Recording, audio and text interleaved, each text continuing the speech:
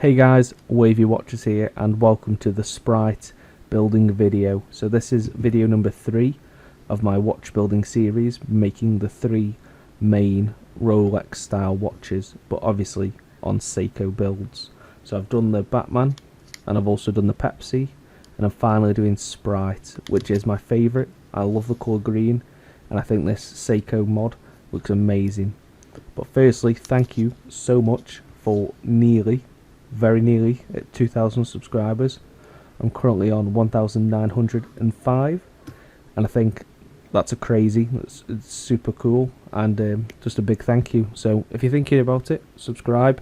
I do AliExpress watches, so I build them. I make these videos showing you how to do it, some little tutorials, and it's helped a lot of people and I hope it can help you. So the first thing that I'm going to do is on the dial you get 4 feet, so you need to line it up and then decide which 2 you're going to snip off. I use some nail snippers, then a small file, and just file it down flat, and then just making sure that all the dust doesn't go into the movement and you keep it away, because that could damage the watch in the long run. So a small file which is sourced from AliExpress will do the trick, and it will be like that the feet were never there. And it's so clean, as you can see. There's no bumps and there's no lumps. And then this will fit perfectly.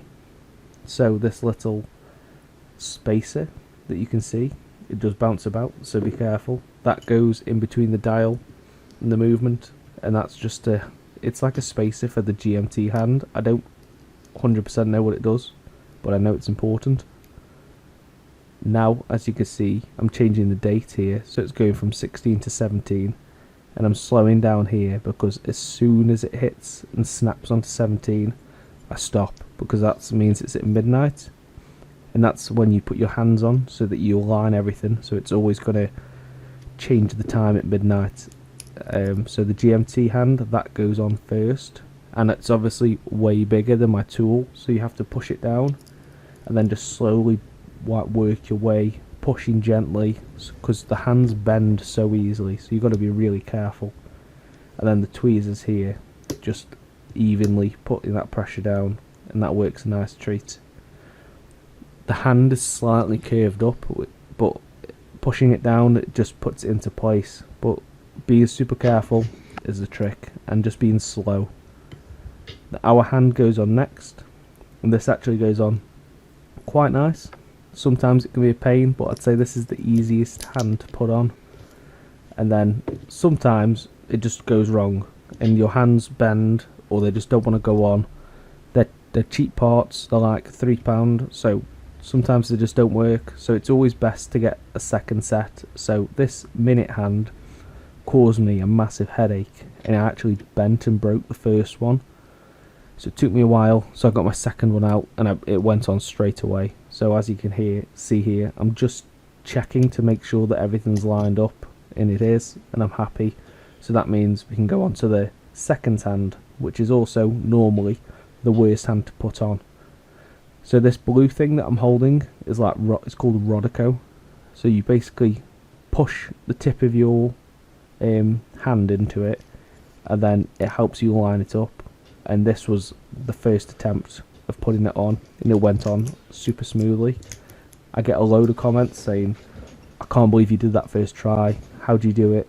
It's just honestly being super slow, getting really close up to the hands with your eyes, and just being slow and careful, and then pushing down at the right time when it's lined up. So it's time to put the case on. So we'll get the protective off, try not to drop it, and then we'll unscrew the case back and we can look at getting it fitted. So that blue like crown stem, that needs to come off.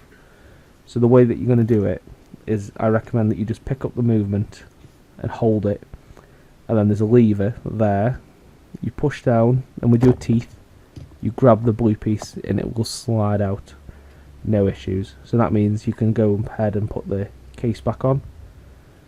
And I was about to remove the sticky tape, but I'm not ready yet. I'll do that once I'm happy with it. So flipping it over, keeping the whole case on some kind of movement holder or protective pad, because you don't want to start scratching anything. You could take out the stem, the crown, and start fitting the stem. So I get some comments also about this. The stem, personally, because they're so cheap, you can buy a pack from AliExpress. So if you need to replace it, or you damage it, or cut too much off, it's not going to be a big headache. So I just snip a small part off, and I guess. So I'll snip a bit off. I'll check it, which is what I'm doing now, to see how much more I need to take off. And as you can see here, it pretty much fits. So I decide I'm just going to take a tiny part off. So now it's on the holder. I can just take out the stem really easily, so I don't have to hold it.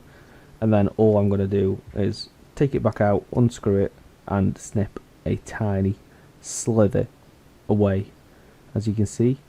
And I know for a fact that that's going to be now perfect. Some people like to measure it, but I'm happy to do this. And then obviously you're going to even it out, because it's going to have some rugged, rough ends. So a file just files off all that rugged end, so it goes in, screws in nice. And then I always put a small drop of Loctite on. So if you don't do this, and you're setting the time, and you're turning the time the other way, it will unscrew over time, and then it will come out, and then that's just a pain, and you don't need that. So I always put some Loctite on, and then with the same pliers I used, with not as much pressure, I'm just going to hold it, screw it down tight, so this doesn't cause any damage.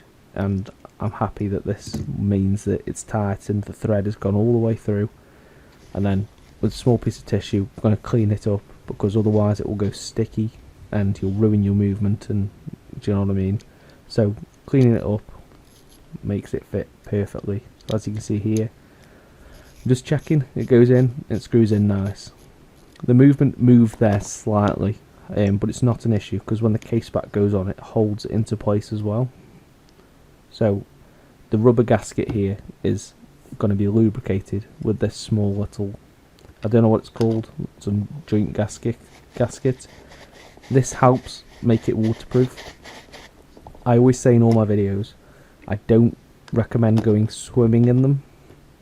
If you're happy and you're confident you've lubricated your gaskets, the stem's perfectly sized, the case back's screwed down tight enough, then it will be waterproof. But I don't think it's worth the risk. So I advise, don't go swimming in it unless you're happy to risk the £100 watch, which is not the most expensive thing in the world. So now I've done it all, put it all together, all the hard work's done, and I'm just checking everything's lined up, and I'm going to set the time because I'm happy with it now. So I'm not going to set the GMT time because I don't need to, and to be honest, it's there for looks, and it's, if I go on holiday, I want to set the time somewhere different. And just shaking it just obviously moves the movement around, gives it a bit more power, so when I'm working on it I know that the second hand's not going to stop. So that's just a quick way to generate some like kinetic power kind of thing. So now we can go ahead and start fitting the actual Sprite bezel. So the way I do it, just by hand like this, super close, super carefully, and super slow. And when it's all lined up, you push down, and there you go. So that watch is looking amazing. This is 100% my favourite watch.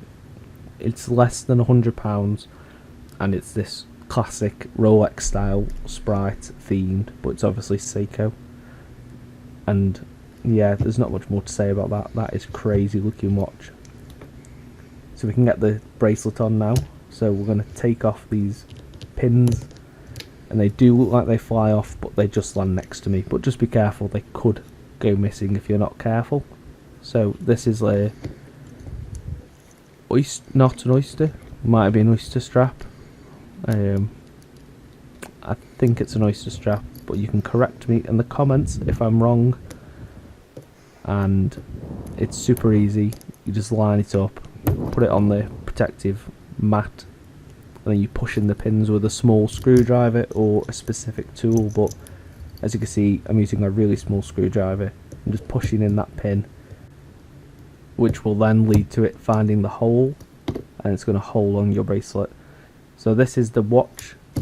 I'm still crazy in love with it. The only issue is, as you can see here, it's not, the bezel's not going around super smooth. So off screen I've just twisted it around and around again, and it's fine now, but it was just a bit stiff. I'm not sure what that was. If you do know, leave a comment.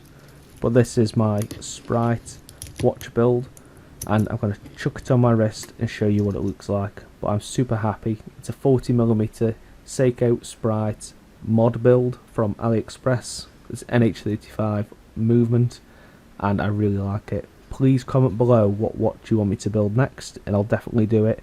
I've got a huge list, and thank you so much for watching, liking and subscribing.